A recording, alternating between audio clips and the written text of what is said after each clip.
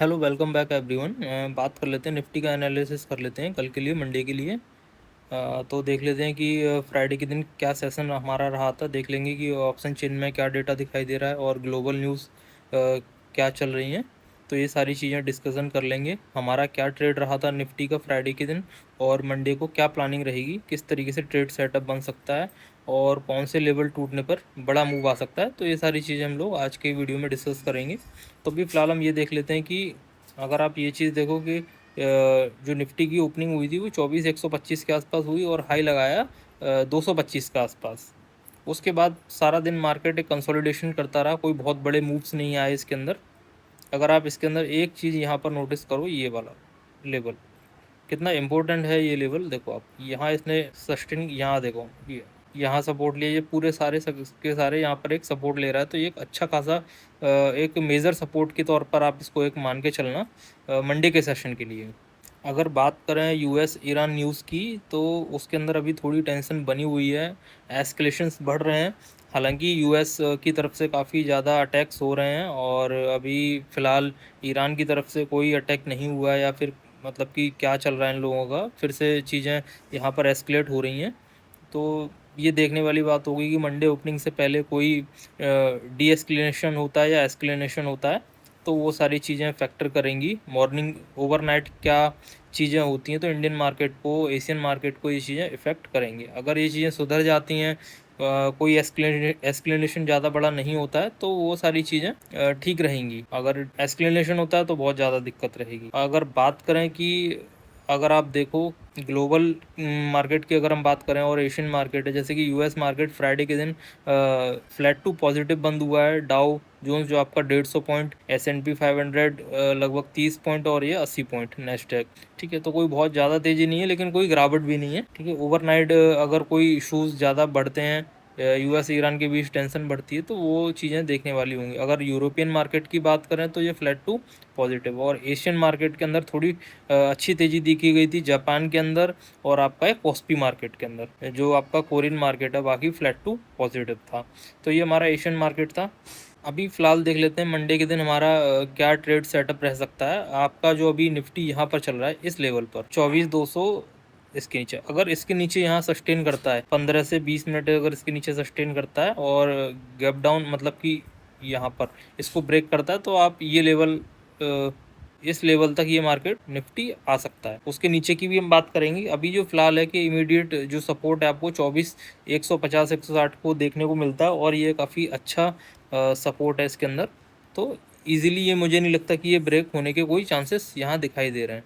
और अगर ऊपर के लिए बात करें तो 24,225, अगर इसके ऊपर अगर यहाँ पर सस्टेन करता है तो मार्केट के अंदर एक अच्छी खासी बुलिशनेस और बुलिश मोमेंटम आपको देखने के लिए मिल सकता है इस जगह, अगर ये ऊपर निकलता है तो। और ऊपर के लिए क्या लेवल्स रहेंगे हमारे, जैसे कि आप ये देख सकते हो 24,225 250, तो आपको जो लेवल यहाँ पर मिलेगा 24,350, ये लेवल अगर ये ऊपर सस्टेन करता है तो ये चीज़ें यहाँ तक भी लेवल मार्केट जो आपका निफ्टी है दोस्तों वो पहुँच सकता है। अगर बुलिश मोमेंटम रहता है और बुल्स इसके ऊपर कंट्रोल करते हैं, 20 से 25 मिनट यहाँ सस्टेन करता है। अगर आप देखो कि फ्राइडे के दिन गैप अप हुआ और गैप अप को उसने सस्टेन किया, यहाँ पे क्या किया उसने, गैप अप को सस्टेन किया, तो मुझे यही लगता है कि पॉजिटिवनेस मंडे को रहनी चाहिए। बाकी यूएस ईरान और क्रूड ऑयल काफ़ी सारे फैक्टर्स हैं, तो वो सारी चीज़ें भी हम देखेंगे अभी। अगर डाउन साइड की बात करें तो डाउन साइड के लिए सबसे पहले जो आपको ये गैप दिखाई दे रहा है यहाँ पर, ये वाला, और एक ये वैल्यू है ये वाली, अगर ये इसके नीचे निकलता है यहाँ पे 24,126 के नीचे अगर सस्टेन करता है, अगर इसके बीच में कहीं भी मार्केट निफ्टी ट्रेड करता है, तो अभी आप इसके अंदर मतलब कि मैं नेगेटिव साइड ट्रेड नहीं लूँगा, कोई सेल साइड ट्रेड नहीं ले लूँगा। अगर इसके नीचे सस्टेन करता है, गैप डाउन हो जाता है, उसके नीचे सस्टेन करता है, तो मैं लेवल्स देख सकता हूँ आपका यहाँ तक 23,800 या 23,900, मतलब 24,000 का ये लेवल है ये वाला, तो 24,000 का लेवल भी देखने को मिल सकता है। ठीक है, तो अभी फ़िलहाल के लिए यही लेवल्स रहने वाले हैं, इमीडिएट सपोर्ट और रेजिस्टेंस। अगर इसके ऊपर निकलता है 24,100 के ऊपर, तो 24,200 आपका 26, और उसके ऊपर निकलता है तो 24,350। और अगर इसके नीचे अगर सस्टेन करता है 24,126 के नीचे, तो 23 मतलब कि आपका 24,000 का लेवल भी हमें देखने के लिए मिल सकता है। दोस्तों अभी फ़िलहाल बात कर लेते हैं क्रूड ऑयल की। तो क्रूड ऑयल एक अहम रोल प्ले करता है। अगर आप देखो WTI क्रूड 71 है, ब्रेंट आपका 76 है। तो ये जब तक 80 से ऊपर नहीं निकलता है तब तक लोगों के अंदर, इन्वेस्टर्स के अंदर कोई बहुत ज़्यादा चिंता वाली बात नज़र नहीं आई। लेकिन अगर ये 80 से ऊपर निकलता है तो लोगों के अंदर पैनिक आने लगता है और डर होने लगता है।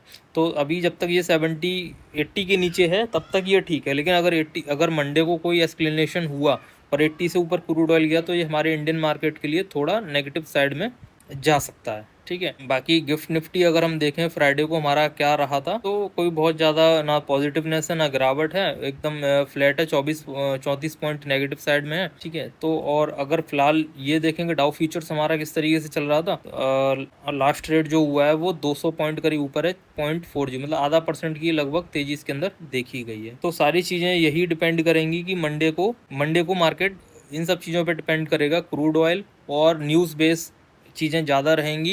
यूएस ईरान के बीच में डी एस्केलेशन हो रहा है या एस्केलेशन हो रहा है, तो ये सारी चीज़ें बहुत ज़्यादा फैक्टर करेंगी। तो मैंने आपको ये लेवल्स दे दिए हैं। अगर ये 24,000 के नीचे निकलता है तो आपको ये लेवल भी देखने को मिल सकता है, 23,800। अभी फ़िलहाल इसके नीचे मुझे मार्केट जो है निफ्टी आपका जाता हुआ नहीं दिख रहा है। तो ये सारी चीज़ें मंडे के लिए रह सकती हैं। तो आप इस चीज़ को, लेवल्स को जरा नोट कर लेना अच्छे से, ये चीज़ें समझ लेना आप लोग। तो फिलहाल मंडे मार्केट के लिए, निफ्टी के लिए एनालिसिस सिर्फ इतना ही रहेगा। और कोई न्यूज़ आती है तो मैं आपको इन्फॉर्म कर दूंगा। बाकी आपको वीडियो एनालिसिस कैसा लगा निफ्टी का, तो वो आप लोग मुझे कमेंट में बता दीजिए। Happy trading. और हम किसी भी स्टॉक या इंडेक्स में बाइंग या सेलिंग की सलाह नहीं देते हैं। किसी भी इन्वेस्टमेंट से पहले खुद का एनालिसिस और रिस्क मैनेजमेंट ज़रूर करें।